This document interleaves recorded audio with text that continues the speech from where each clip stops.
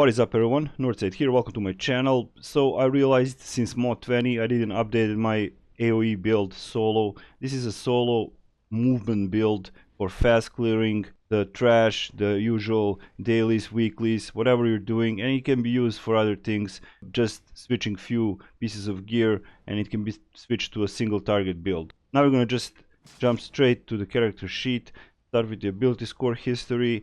You can see everything is in strength and everything is in charisma.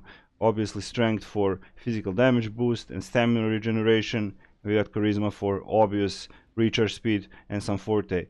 Now you can see my stats over here and you can see that my movement speed is 87.8%, and I'm fully utilizing that, and I can be even more faster with using some other potions, but I have to stress out that all of my utility slots are filled with azure enchantment rank 15s, and every one of those is giving you +5 movement speed. You get the picture. Now also what is important for the movement speed is that I'm using the foods, so I can cover the food right now. Of course, Cord Storm for critical strike, critical severity, Superior Flask of Potency for power, critical strike, accuracy, critical severity, Watermelon Sorbet for power and accuracy, and I'm using actually, it's called Sambocade, and it gives me some HP and 5% additional movement speed.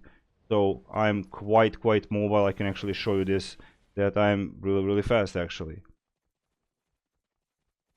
That's quite of a movement, if you know what I mean. Also, I am utilizing the boon from the stronghold. I'm using the movement speed bonus, which also gives you 10% more movement speed. So back to the gear, I'm still using Orister horns. You can see here blessed bone devil ribcage with all defense slots are brutal enchantments for HP and defense. And also I am using a fireburst enchantment. I made a separate video. You can click on the icon in the video, or just check out my video why am I using fireburst enchantment for clearing the trash.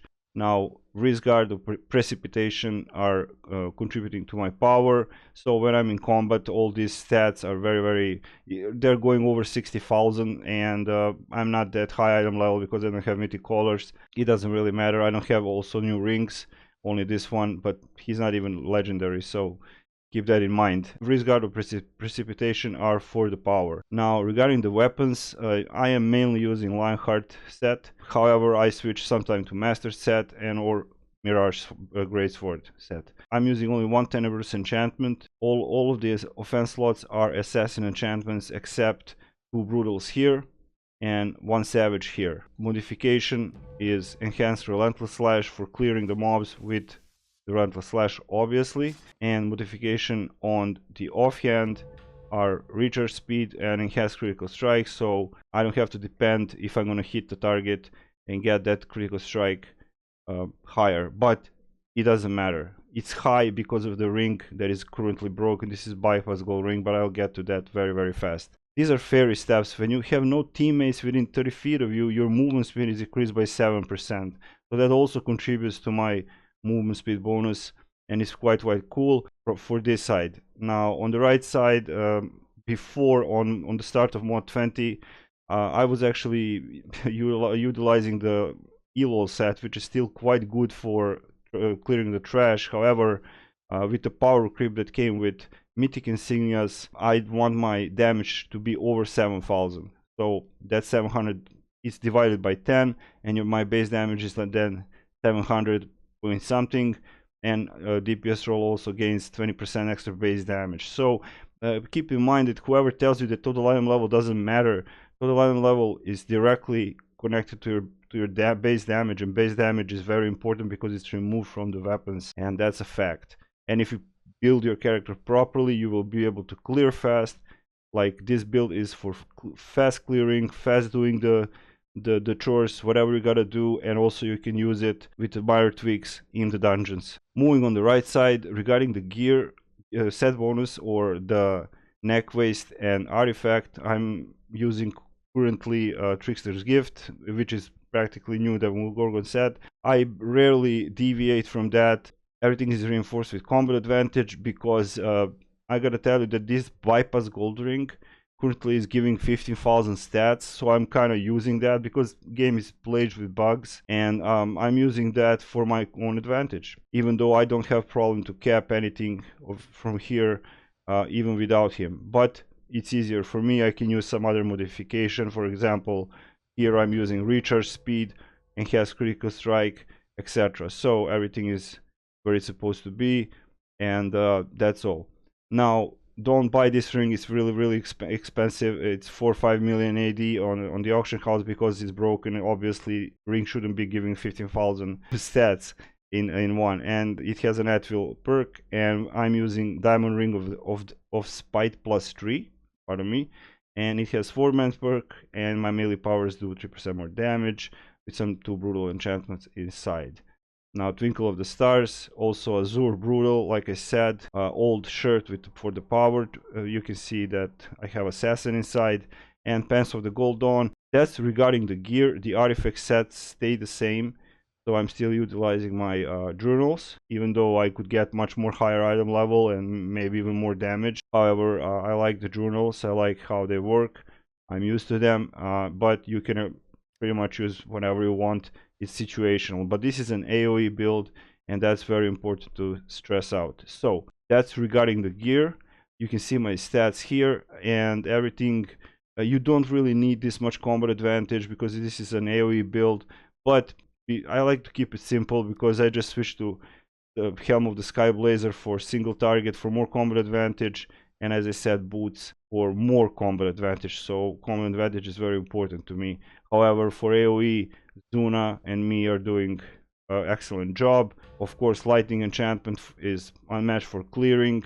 Moving forward to the powers, they are quite simple. I am using not so fast, utilizing it through relentless speed. Relentless slash, it can reset my not so fast. Now if you look at the cooldown on not so fast, it's 10.7 seconds. We got roar. I'm using roar simply to build my battle rage faster, so I can, when I get into battle rage, I can clear much faster, and that's a fact. And also I'm using blood ladder here, not blood spiller, because I don't need to heal in clearing the mobs in the overland or in the zones.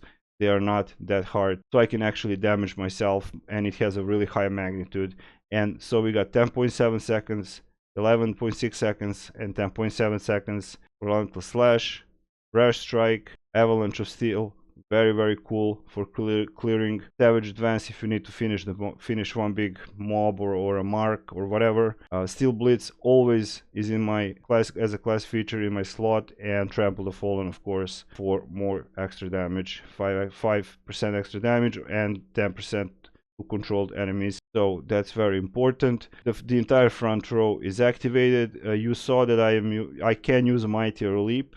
However, in this case, I'm not using it. I was just using it to clear the solo the CN, which you can also find that video on my channel. Now, this is all about the powers. Boons, stronghold boons, critical severity bonus, defense bonus, movement speed bonus, and this is irrelevant because I don't play PvP. Now, campaign boons, I am also utilizing marathon runner here for movement speed, and my master boon is bloodlust, as you can see here. And I'm not going to read all the boons. You can pause the video and you can check it out. Now, companion wise, we have 6 indomitable runestones, as you can see here, with the new gear. I got two of the same pieces, the guiding light talisman of the companion with critical strike and accuracy, silver talisman of the companion, accuracy, common advantage, and again critical strike and accuracy for just my setup, and that's it. And 6 indomitable runestones combined with the bell. Xuna is just super overpowered and is doing the job quite good. Redemption is here for me just to heal, and it's healing me quite well, because in the unscaled content I have over 700,000 hit points, and redemption will heal you for 7.5% of that. And you can choose whatever you want. I just switch to acute senses when I'm doing something else, like a dungeon or something like that. But redemption is just for soloing. Like I said, this is a solo build. Now we got face spider presence, critical chance, combat advantage, golden cat, combat advantage, black dragon insight. these are all mythic companions, by the way. 7.5 critical chance, Stalwart presence, combat advantage, and alchemist discipline, critical chance and combat advantage. Now you can play around with these. I use also a lot of others, but this is just a simple showcase of a simple build. It's expensive build, but it's quite simple actually. If you look at it, overall look at it, it's quite simple. So those are the companions. Regarding the mounts, I can tell you that I'm using Divine Intervention. Now, Celestial Calm is being used. I got some 2,200 awareness, some accuracy, combined rating. Usually I use full accuracy, but in this case, because of the ring that is currently not working as intended, as many things are, like the mailbox, thank God it's not glowing, I am not using full 4,500 accuracy. Now, regarding my insignias, now this is very expensive part. The necklaces are there, critical severity, glory gain, stamina gain, etc. But this is all for item level. It really doesn't contribute. I think it's absolute nonsense. Now, regarding my insignias, most of them are brutality, dominance. You can see here, dominance, there's some mastery. We got some dominance, brutality, even gaunt, and here we go, some skill, but they're all mythic, and I'm using one combatant maneuver because I'm using combatant maneuver slotted because this ring will be fixed, and I am using and utilizing my combatant maneuver to get that cap on my char so I can have full effectiveness. 90% combat advantage with the cap rating, defensive rating, increase offensive ratings, gladiator's guile. For more movement, I could put maybe replace it now with combatant maneuver, but one is enough, and 2 warlord inspiration for more damage from Zuna, and that's it. That's all there is to it. Nothing much, nothing less.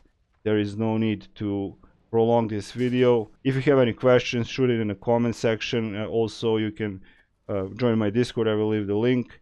If you want to see how I'm doing the clearing, you can check my Fireburst enchantment video, and also you can check Castle Never solo video. So thank you all for watching. This was Northside. This is an updated build for AOE solo wolves like I am. I like to do stuff alone mostly, boring stuff, and that's about it. So thank you for watching, and I will see you soon. I hope I didn't forget anything. If I did, just ask me in the comment section or join my Discord, and you can get the answer. So thank you for watching, and Northside is out.